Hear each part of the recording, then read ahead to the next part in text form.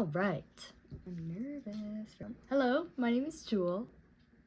I have MRKH. I come here today as the first video presented on this YouTube channel, again with no intent of ever gaining attention, ever. I just want to help people who need it. In the end of the day, I need more education for their own sake. But besides the point, let's get into it a little bit. So I'm starting this YouTube channel called Missing Pieces, Living with MRKH. I guess I should start off by explaining what MRKH is to anybody who doesn't know. MRKH stands for Mayer-Rokitansky-Kuster-Hauser syndrome, and it is a reproductive syndrome or disorder. You could call it, I guess. There are two types of MRKH. The first one is called MRKH type 1. The classifications with that is when a woman is born with an absent, so no or underdeveloped uterus, cervix, and a shortened or absent vaginal canal. And type 2 is the same thing, but it has some other abnormalities. So a lot of women with MRKH were born with only one kidney. I myself have type 2. I was only born with one kidney. It can also impact the hearing. I have really bad hearing issues. And sometimes the skeletal system, the heart, and there's a few other things I'm just not remembering right now. With that, that means that women with MRKH cannot carry children. It impacts the sex life more than one will ever understand, mentally and physically, and it's not talked about because it's uncomfortable. So, the reason I have come here to start this channel today is simply because of TikTok, I guess you could say. I have a page on TikTok where I post about my art, and it's called jwart.creativestudio. You can go look it up, TikTok and Instagram, where I post about my art. And it was always just posting funny, silly little videos that just, they don't get attention because I'm not famous and I'm not an influencer, so I'm not expecting them to blow up in any way. But I started with that, and then with that, I just kind of was like, I'm gonna start posting about my MRKH because I just hid it for so long. The small videos I made ended up connecting me with a lot of women that also have MRKH, and I was able to talk with them and learn a little bit about their stories, and they encouraged me to post more videos, more sit-down videos on TikTok about MRKH to try and educate more people. So I made the decision to sit down and record myself giving my diagnosis story time, I guess you could say, talking about how I found out I had MRKH. Ended up getting a lot more traction than I thought it would. It had over 70, it still is growing, but it has over 70,000 views now. So many nice comments, but the biggest part of it all is people reached out to me who were young, just freshly being diagnosed with MRKH. People reached out with questions who don't have MRKH. People were curious, and so many people wanted to learn more and were so shocked that they didn't know as much, considering MRKH impacts 1 in 5,000 women. So I decided to take the step for myself, to walk myself through my diagnosis and accepting it as I grow up and get older. I also did it to help people who are freshly diagnosed and who are also learning to live with the mental challenges that come with this syndrome. I remember when I was diagnosed at 17, I remember going on YouTube trying to figure out what it was, and I couldn't find much, especially regarding being so young and the unknowingness of all of it. I think that's my goal with this all, is to just help somebody, whether it's small or big. There doesn't need to be millions of subscribers or followers or likes. It doesn't need to be anything about that. It just needs to help one person and one person only, or multiple, whatever the case may be. So like I said, this YouTube channel is called Missing Pieces, Living with MRKH. It's based off of the name of my blog that I recently started in the last couple months, walking through my diagnosis and talking about some of the common themes like dilation, womanhood, motherhood, femininity, pregnancy, sex, all the things. And it also allowed me to connect with a lot of people, which is really incredible. So I'm excited to be here and start my own little thing, even if it's not for everybody, it's for me.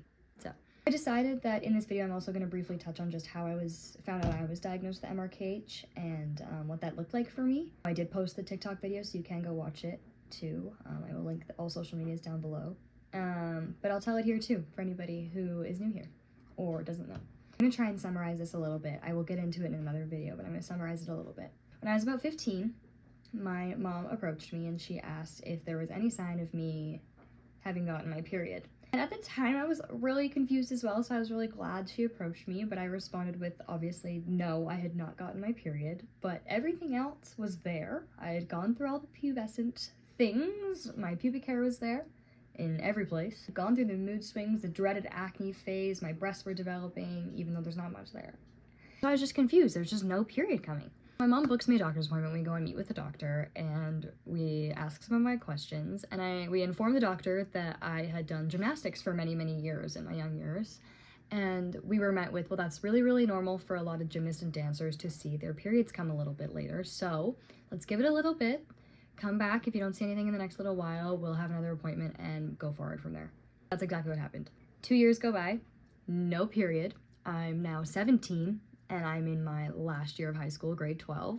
My mom again approaches me. And mind you, after that doctor's appointment, the last 2 years I kept it in mind. I was always very conscious about my period not coming, and I was really, really worried, but I was not willing to acknowledge that I was worried or that there was something wrong. My mom books us another appointment. We bring it to the doctor. We then get a referral for an ultrasound, and I go to the ultrasound appointment. I remember so vividly being sat laid in the chair in the ultrasound room. They're doing the thing, and I'm looking at the ultrasound girl, and she was a younger girl, and I remember seeing this look of just confusion a little bit on her face. Something just looked really off, and I was really nervous after that. I don't know what it was. Maybe I was just reading into it because of my own anxiety at the time. I don't know. But for anybody who knows, the ultrasound techs are never allowed to tell you what's wrong. It's up to the doctor, so they just do the ultrasound, and then there's a waiting period. So me and my mom waited 2 weeks, freaking out the whole 2 weeks. This day can be hard to rehash sometimes for many of us because it's just was the day that my life changed and my view on so many things changed. Book the appointment, go. To this day, the doctor's bedside manner really irked me. I wish there was more empathy in that situation, but I also understand that she didn't really know much about MRKH either, so I think she was probably intimidated and felt horrible, but anyway. Doctor walks in, looks nervous, looks at me, my mom, and she then looks back at me and goes, "You do not have a uterus." That's all I remember hearing.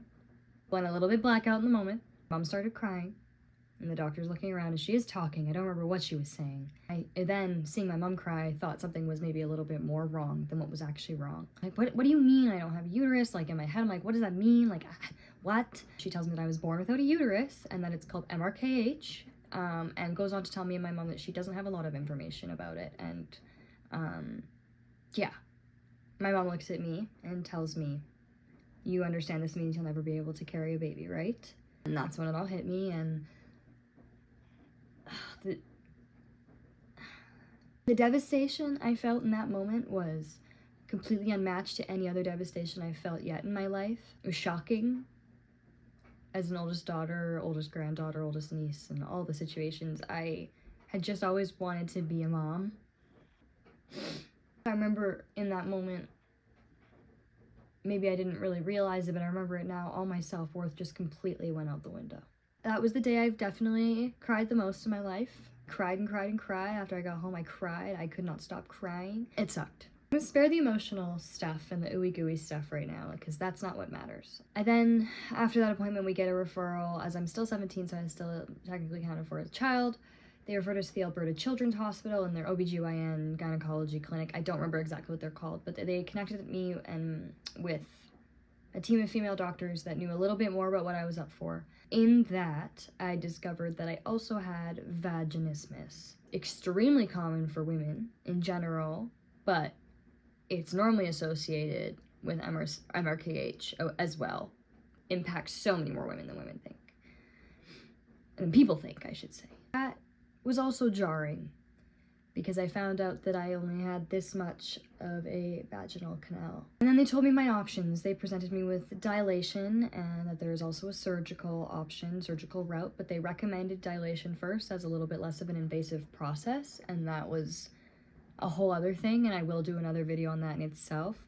But it was also when I just started throwing all my worth into everything it was not. I believed it was rooted in sex and what I could give a boy. And all the twisted things that just, they weren't true, but I didn't know that. The years following, up until this last year and a half, were the hardest years of my life. I'm now 22, so it's been almost 6 years. I'll be 23 in October. I'm proud and didn't think that I would be here. And if you told 17-year-old me she'd be doing this right now, she'd probably throw up all over the place. It's just like a very brief rundown a little bit about my diagnosis and what that looked like for me. Know again that everybody's stories with MRKH and their diagnosis are so different and so subjective, so I am not the only person to learn from. It's so broad and diverse among different people. A little bit about my diagnosis. When I posted that video on TikTok, I got so many questions and misconceptions, so I'm going to address them now for anybody who may be wondering. First thing, which I found was like so funny, everybody was wondering if my vagina down there looked normal. Yes, like it's good. People didn't really understand. They thought I just didn't have a vaginal hole or canal at all. You can still see a hole. There's just no interior part to that hole. And like I said, aligning with that, a lot of people also thought that meant people with MRKH can't have sex. There is routes to fix it, like dilation, which I'm going to do a whole video on, and a surgery, or a surgery. People with MRKH are still very much so capable of having a very fulfilling and happy, pleasuring sex life. That is like not a problem. And everything down there looks completely normal. It's not of stress, thankfully. A lot of people also asked when I posted that video about my options for having kids. I still have ovaries. They're just floating around. I can still go through surrogacy. I can adopt, I could foster. There are options for me. I'm very much so still connected to the idea of having my own biological children, but I'm only 22 and I have a lot of time to figure that out, and that'll be between me and my boyfriend when we get there. But it's also important to recognize that I don't know everybody, but some, maybe a lot of women with MRKH also don't want to have children, and that's okay too. The other thing that also corresponds with this is the hormonal cycle. So many people are like, wow, that's so great that you don't bleed every month. Our bodies, because we have ovaries, still go through the hormonal phases each month. So it's still a period, we just don't bleed. A lot of the time, yes, I resonate with the idea of a period not being a great thing. It hurts a lot of women, it causes a lot of issues for a lot of women. It's just not a fun thing to deal with. But a lot of us with MRKH wish we could just bleed for even a day to feel a little bit normal. Not all of us, but since finding out I was diagnosed with MRKH at 17, it completely shifted every form of my life, every way I looked at the world and motherhood and so many other things. It destroyed me internally for 5 years straight. It was horrendous. I was coping so poorly, hurting myself all the time, allowing people to hurt me, all because I just thought that I was unlovable and unworthy because of my incapability to carry a child and have sex at one time. I do have a vagina now. I'm okay. But, you know, I'm super shocked at how many people wanted to learn, but also how many people don't know about it, because it can be such a taboo thing to talk about because it impacts very vulnerable parts of a person, like sex and like their private parts and so many other things. So it's just crazy that so many people had so many questions for me. My entire goal with this was, like I said at the beginning, when I first was diagnosed with MRKH, I had no idea where to go, and I felt so lonely and isolated, and there was not many people who made videos. Well, maybe not, there could be more now, but at the time it just felt like there was nobody who was just walking through the journey. It was all the success stories, but I'm here to use this as now a video diary as I educate myself, other people, and walk through all the motions. I'm allowing myself to feel all the motions and the emotions and feelings that come with it because I just didn't do it for 5 years, and that's why I was so hurt.